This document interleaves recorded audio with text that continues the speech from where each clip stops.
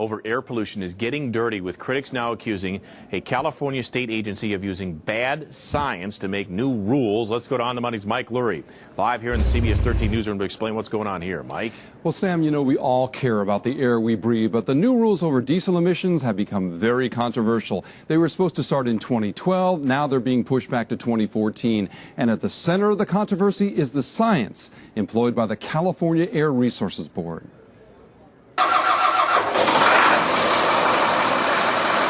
This North Highlands construction company spent nearly $3 million to comply with California's new diesel emission standards.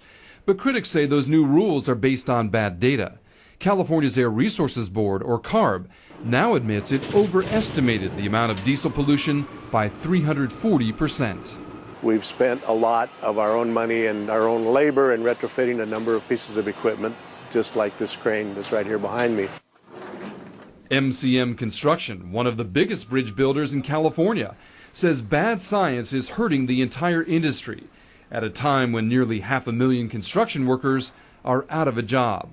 CARB says the miscalculation is more about economics than science and blames the bad numbers on the recession, which took thousands of diesel vehicles out of service, resulting in exaggerated pollution levels. The recession has forced Robert McLernan to sell 7 of his dump trucks. He now wonders whether his 3 remaining trucks will survive under California's controversial regulations for on-road vehicles. I would have had to spend probably around $50,000 to upgrade it, or $120,000 to replace it. And I just can't afford that. Critics in construction wonder if bad science is forcing them to spend money on new pollution controls that may not be necessary. Some scientists are openly skeptical of CARB's research, saying there is no danger from diesel. There is, in fact, no relationship between fine particulate air pollution and total mortality in the state of California. But other scientists defend CARB, saying the agency's science is sound on diesel emissions.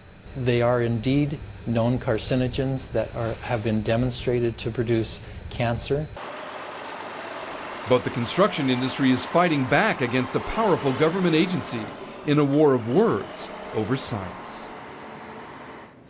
And 2 years ago, CARB published a very controversial study on diesel deaths, and it turns out, Sam, that the lead author on that falsified his credentials on having a PhD, and I know you'll have much more on that coming up tonight at 10. We are going to flush more on that at 10 o'clock tonight. Quickly, I want to get to the number of employees. We've talked about the private sector, those construction jobs. They are going away very dramatically. How about the number of employees at CARB, this state agency?